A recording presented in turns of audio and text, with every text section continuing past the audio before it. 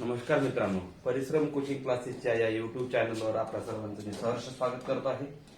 Voice या English grammar मध्ये बरेच वेळा काय होतं की मोठे मोठे सेंटेन्सेस जेव्हा असतात तेव्हा विद्यार्थी घाबरून जातात आणि घाबरल्यानंतर त्यांना जे यायचं ते सुद्धा येत नाही. आता याच्यामध्ये मिक्स एक्झाम्पल्स बघू आपण. कशाच्या संदर्भातले मोठे मोठे ते एक्झाम्पल बघणारच आहोत. पॉइंट ऑफ व्ह्यू माझा तोच आहे हा व्हिडिओ बनवण्यामागचा. तर ऍसर्टिव्ह, त्याच्यानंतर WH, त्याच्यानंतर व्हर्बल आणि इम्पेरेटिव्ह. बघा, ऍसर्टिव्ह, WH, व्हर्बल आणि इम्पेरेटिव्ह या पद्धतीने हे चारही याचे मिक्स एक्झाम्पल आपल्याला या ठिकाणी बोर्डवर दिसत आहे. ते आपण बघू. मोठे मोठे सेंटेन्स दिसले कन्फ्युज होऊन जातात मुलं. याच्यामध्ये काही नाहीये, लक्षात घ्या. आधी याच्यामध्ये सब्जेक्ट आणि ऑब्जेक्ट पाहून घ्यायचा. बघा, याच्यामध्ये मीला आणि इथं फायर क्रॅकर्स अँड मॅचेस आणि या ठिकाणी ऑल इथं इम्पेरेटिव्ह सेंटेन्स आहे ते सुद्धा पाहू. हा सुद्धा ऑब्जेक्ट आहे, ऑल डॉक्युमेंट्स या पद्धतीने. आणि याच्यामध्ये सिंगल लेटर ऑब्जेक्ट याच्यामध्ये. मग याच्यामध्ये सब्जेक्ट कोणता आहे? सब्जेक्ट या ठिकाणी शी आहे, लक्षात घ्या. का व्हॉइस जेव्हा आपण करतो आहे त्याच्यामध्ये सब्जेक्ट आणि ऑब्जेक्ट ह्या गोष्टी फार महत्वाच्या आहे. कारण आपण काय करतो, सब्जेक्टच्या ठिकाणी ऑब्जेक्ट, ऑब्जेक्टच्या ठिकाणी सब्जेक्ट या अशा पद्धतीने ट्रान्सफर करतो. तर याच्यामध्ये आता WH ची सुरुवात WH नेच होते, व्हाय. आता एम डिडंट असेल तर वॉजंट वेरंट आपण करतो. नियम याच्यासाठी सगळे माहित असणं गरजेचं आहे. जेव्हा आपण मिक्स एक्झाम्पल घेतो, चारही व्हिडिओ, ऍसर्टिव्हचा स्पेशल, WH चा स्पेशल, व्हर्बलचा स्पेशल, इम्पेरेटिव्हचा स्पेशल व्हिडिओ आहे, तुम्ही बघून घ्या. तर व्हाय, आता याच्यामध्ये मी म्हणजे कोण? मी म्हणजे एक सब्जेक्ट. तर मीचं ट्रान्सफर इकडं आय होतं आणि डिडंट इकडं आहे तर आय सोबत वेरंट लागत नाही तर वॉजंट. Why wasn't I. आता क्रियापदाचं तिसरं रूप रिप्लाइड. आणि अबाउट, याच्यात बघा अबाउट आहे, इथे इन आहे, इथे इन फ्रंट ऑफ आहे, इथे इन दॅट आहे. आता असे जेव्हा शब्द येतात under, below, in front of, in, about, असे प्रेपोजिशन किंवा प्रेपोजिशनल फ्रेज जेव्हा येते तेव्हा ते बायच्या आधी पूर्ण फ्रेज जशान तशी घेऊन घ्यायची, लक्षात ठेवा. बायच्या आधी पूर्णच्या पूर्णच. आणि त्याच्यामुळे पूर्ण टेन्शन जे आहे ते पूर्ण रिलीफ होऊन जाईल, पटकन उत्तर निघेल. बघा, व्हाय वॉजंट आय रिप्लाइड. आता काय अबाउट, मी काय म्हटलं, जशान तसं लिहून टाकायचं. हर डिफिकल्ट सिच्युएशन, पेनिंग दिसणार नाही तुम्हाला ते, डिफिकल्ट सिच्युएशन इन पुणे. आता काय बाय, बाय केल्यानंतर शीच बाय हर या पद्धतीने. बघा असं आहे. Why wasn't I replied about her difficult situation in Pune by her. आता बघा, कॅन यू प्रोड्यूस, कॅनचं कॅन बी होते, पण कॅन बीच्या मदत मी तुम्हाला सांगितलं होतं काय घ्यायचं असते, ऑब्जेक्ट. तर can fire crackers and matches be. ठीक आहे.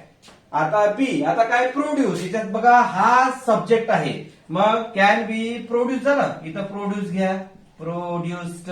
आणि मी काय म्हटलं, बायच्या आधी जे प्रेपोजिशन आहे ते पूर्णच्या पूर्ण जशान तसं प्रेपोजिशनल सेंटेन्स पूर्ण लिहून टाकायचं. आणि यू, बाय यू या पद्धतीने शेवटी WH आहे तर क्वेश्चन मार्क, लक्षात.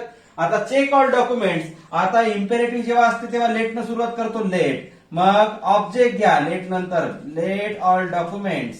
मग काय बीई चा उपयोग, क्रियापदात तिसरं रूप चेक. सगळे नियम माहीत पाहिजे. आणि उरलेलं ऍज इट इज इथे जशान तसं लिहून टाका, in front of legal authority. काहीच नसते, नुसते मोठे आहेत सेंटेन्स, बाकी काही नाही. डोंट असते तर मग ह्या बीच्या जागेवर नॉट बी घ्यायचं, मग बाकी काही नाही आहे. बघा, लेट सिंगल लेटर. आता डोंट आहे, नॉट बी क्रियापदाचं तिसरं रूप, रीडचे तिन्ही रूप सारखे होतात. आणि उरलेलं या ठिकाणी निगेटिव्ह इम्पेरेटिव्ह असल्यामुळं जशान तसं तुम्हाला लिहावं लागेल, प्रिमाइसेस या पद्धतीने. आता याच्यात प्रेझेंट प्रोग्रेसिव्ह आला. प्रेझेंट प्रोग्रेसिव्ह आला म्हणजे बीइंग प्लस V3 घ्यावं लागेल. याच्यामध्ये सब्जेक्ट आणि ऑब्जेक्ट हा आहे, सब्जेक्ट आणि ऑब्जेक्ट ट्रान्सफर करतो. दॅट स्पॉट इज, एक वचन असल्यामुळे इज, इथं बीइंग. प्रेझेंट प्रोग्रेसिव्ह किंवा पास्ट प्रोग्रेसिव्ह दोनच याचा पॅसिव्हाइज, दोनच प्रोग्रेसिव्हचा पॅसिव्हाइज होतो आणि बीइंग प्लस V3 घ्यायचा असतो. मग that spot is being visited, बघा that spot is being visited, आणि उरलेलं वाक्य बायच्या आधी लिहायचं म्हणून सांगितलं. Again and again with bad intention, आणि बाय उरलं काय, यू, बाय यू या पद्धतीने. हे झालं असर्टिव्ह. पहिलं होतं WH, दुसरं होतं वर्बल, तिसरं होतं इम्पेरेटिव्ह म्हणजेच कमांड, आणि मग निगेटिव्ह इम्पेरेटिव्ह, आणि मग हे असर्टिव्ह या पद्धतीने. पुन्हा बघा हा सेट समजला नसेल तर पुन्हा आपण बघू. याच्यामध्ये मिक्स एक्झाम्पलच बघतो आहे आणि लांब सेंटेन्सेस बघतो आहे. कन्फ्युज होऊन जातात मुलं, ऑब्जेक्ट बरोबर लक्षात येत नाही आणि कॉम्प्लिमेंट डायरेक्ट घेऊन वाक्य करण्याचा प्रयत्न करतात, त्यामुळे त्यांचे वाक्य चुकते. जेव्हा आपण घाबरतो तेव्हा वाक्य चुकतच असतात. घाबरण्याचं काही एक कारण नाहीये. पुन्हा बघा, पुन्हा एक्झाम्पल घेतोय मी. Why don't you call him there for your bad purpose. बघा एवढं मोठं वाक्य पुन्हा वाढवता येते, पण एवढं सफिशियंट आहे. व्हाय घेतलं, व्हाय डोंट यू, पुन्हा आधी वाक्य घेऊन नंतर पाहू. नंतर इथं would she accept that jobs proposal in that metropolitan city for, कितीही मोठं वाक्य करता येते, अर्निंग मनी. हे घ्या एवढं मोठं वाक्य. वुडचं आहे सुरुवातीला, इथं क्वेश्चन मार्क घ्या, या पद्धतीने झालं. पुन्हा बघा आता घेऊ. आता हे झालं WH, हे झालं वर्बल. आता ऍसेटिव्ह घ्या. She was checking all papers frequently in that office in that night. एवढं मोठं घ्या पुन्हा. आता मोठे आपल्याला वाक्य दिसतात बघा, आपण मोठे दिसल्याबरोबर कन्फ्युज होऊन जातो. कन्फ्युज व्हायचं काही कारण नाही. फास्ट प्रोग्रेसिव्ह आहे ते सुद्धा लक्षात घ्यावं लागतं. त्याच्यानंतर पुन्हा बघा, आता घेतो imperative.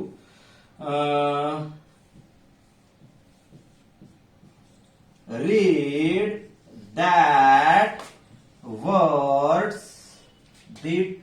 That words for improving your conversation skill, या पद्धतीने.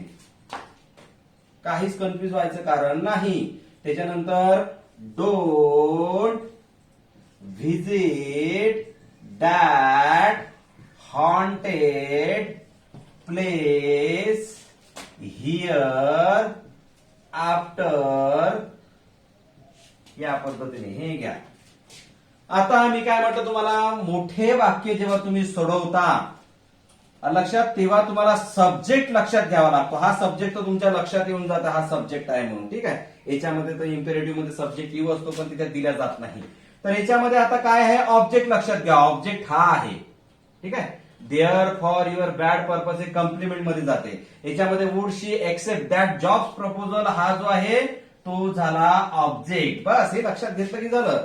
ऑल पेपर्स हे झालं ऑब्जेक्ट. बरेच जण काय करतात, इकडलं दिसलं की शेवटचं ऑब्जेक्ट असते म्हणून आपण काय करतो, ऑब्जेक्ट सुरुवातीला घेतो, पण ते चुकतं. शेवटचंच ऑब्जेक्ट असते असं नाही, ते कम्प्लिमेंट आहे. आणि मग जनरली त्याच्यात ऍडवर्ब असू शकते, लक्षात, ऍडवर्ब असते, प्रिपोजिशन असते, आणि मग ते जे आहे ते बायच्या आधी पूर्ण सेंटेन्स घेऊन टाकायचं.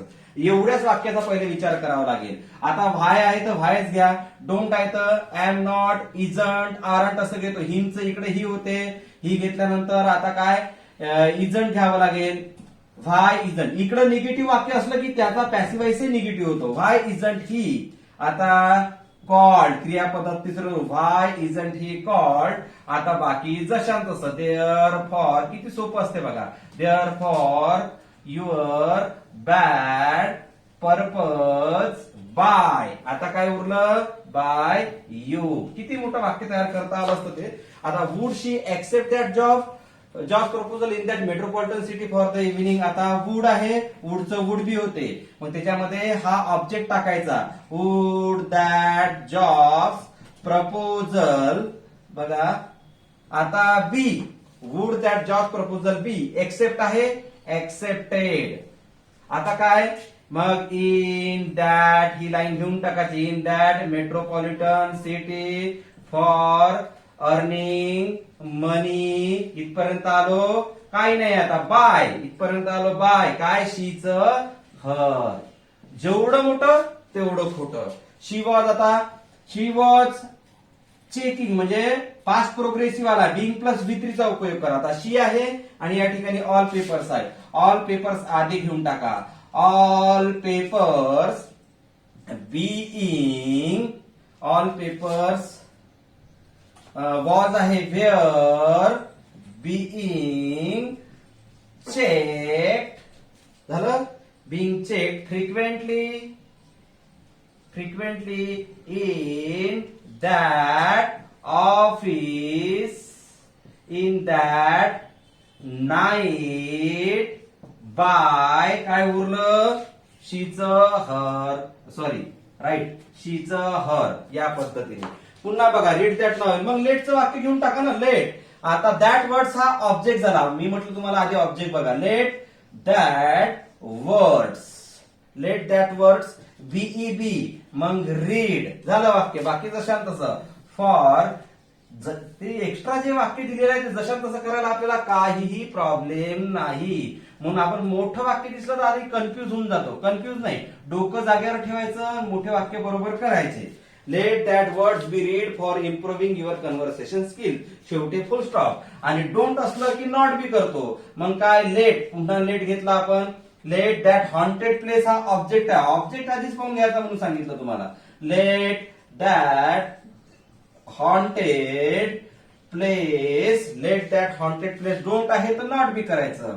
नॉट बी क्रियापदात तिसरं रूप visited, not be visited here after. काही नाही आहे. जेवढं मोठं तेवढं खोटं. नुसते सेंटेन्स मोठे मोठे आहे. आणि याच्यामध्ये बघा सब्जेक्ट आणि ऑब्जेक्ट लक्षात आले की ऑटोमॅटिकली येईल. म्हणजे मला पुन्हा हे सांगायचं आहे की मोठ्या सेंटेन्सेसला घाबरून जाण्याचं काहीही कारण नाही. जेवढे मोठे दिसले त्याच्या सब्जेक्ट आणि ऑब्जेक्ट आधी पाहून घ्या. आणि बरोबर कॉम्प्लिमेंट जे आहे ते बायच्या आधी लावून द्यायचं. सब्जेक्ट ऑब्जेक्ट ट्रान्सफर झाले की तुमचे नियम तुम्हाला ऑटोमॅटिकली त्या नियमानुसार परफेक्ट अचूक न चुकवता तुम्हाला वाक्य तयार करता येते. निश्चितपणे तुम्हाला लॉंग सेंटेन्सचे प्रॉब्लेम या व्हिडिओमुळे क्लिअर झाले असतील. Thank you very much.